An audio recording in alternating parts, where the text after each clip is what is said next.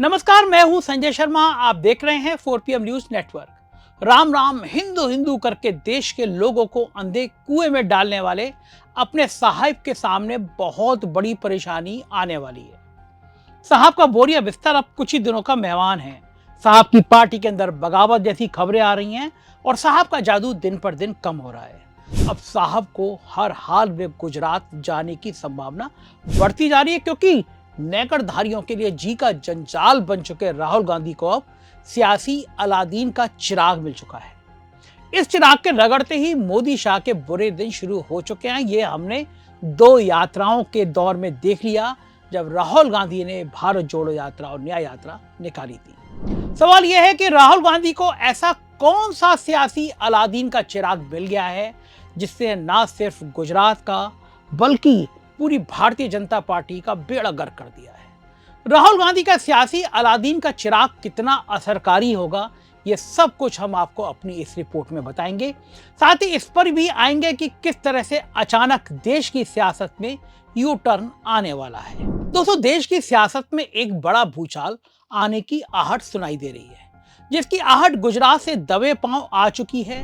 जिन लोगों ने देश में साल 1989 से 2000 तक की सियासत को देखा है, वो पूरी बात को समझ सकते हैं। लेकिन जिन लोगों ने नहीं देखा, ये उनके लिए समझना जरूरी है कि यह सियासत 11 साल से चल कैसी रही है, कैसे कमंडल पर मंडल हावी हुआ और इसने पूरे देश की दिशा और दशा बदल दी।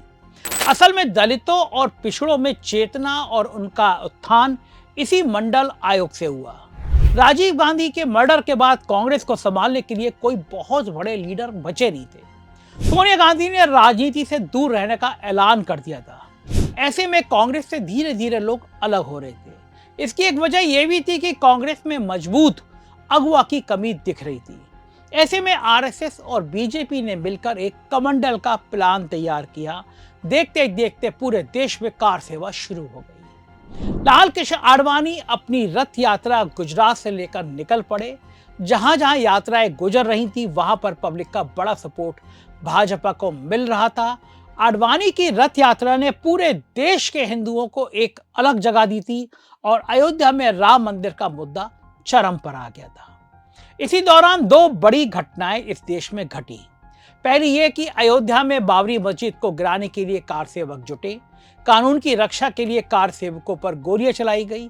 उस समय उत्तर प्रदेश के मुख्यमंत्री मुलायम सिंह यादव हुआ करते थे। उनके प्रमुख सचिव नृपेंद्र मिश्रा थे, जो अब राम मंदिर बनवा रहे हैं। इसके साथ दूसरी घटना बिहार में हुई। जब लाल कृष्ण आडवाणी अपनी रथ यात्रा लेकर बिहार पहुंचे, तो अचानक उनकी यात्रा को लालू प्रसाद यादव, जो मुख्यमंत्री थे, उन्होंने रोक दिया। इन दोनों घटनाओं के बाद पूरे देश में राम लहर आ गई। जिस बीजेपी की लोकसभा में 2 से 10 सीटें होती थी, वो अचानक 100 से ऊपर चली गई। साथ ही उत्तर प्रदेश, मध्य प्रदेश, राजस्थान, गुजरात में भाजपा की सरकारें बन गई। इसी दौरान यूपी में भी कल्याण सिंह की सरकार बनी और साल 1992 में अयोध्या में बाबरी मस्जिद को गिरा दिया गया। कल्याण सिंह की सरकार को कांग्रेस के प्रधानमंत्री नरसिम्हा राव ने तुरंत बर्खास्त कर दिया। इसके बाद अचानक राजनीति में वीपी सिंह नाम की नेता की मंडल आयोग के दावों के साथ एंट्री हुई। वो दलितों और पिछड़ों का आरक्षण 60% के दावों को लेकर मैदान में कूद गए। 1-2 नहीं बल्कि कई प्रदेशों में जनता दल की सरकार बनी और विश्वनाथ प्रताप सिंह प्रधानमंत्री बन गए। लेकिन यह बहुत दिन चला नहीं। ऐसा इसलिए हुआ क्योंकि बड़े और निचले तबके में कड़ा संघर्ष दिखाई देने लगा। ऐसे में विश्वनाथ प्रताप सिंह के मंडल वाले फैसले को वापस लेना पड़ा।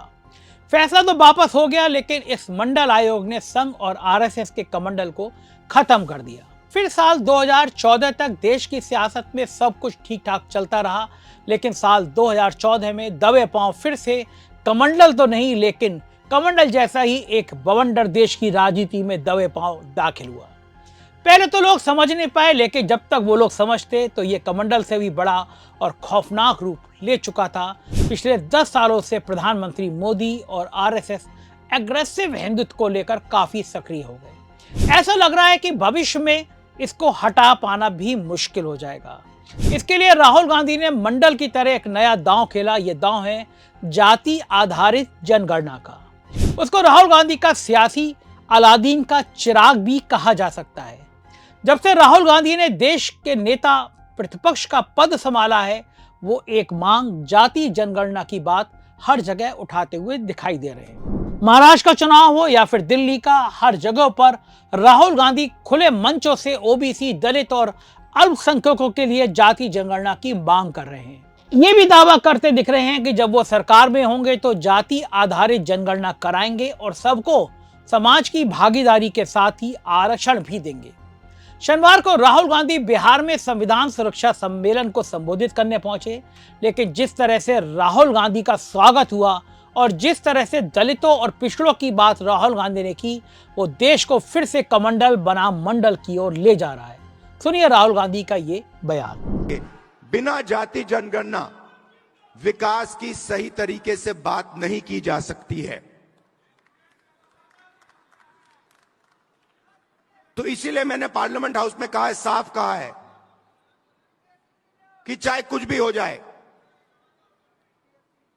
मोदी जी के सामने मैंने कहा है, चाहे कुछ भी हो जाए, कांग्रेस पार्टी इसी लोकसभा में और राज्यसभा में जाति जनगणना आपके मुंह के सामने पास करेगी।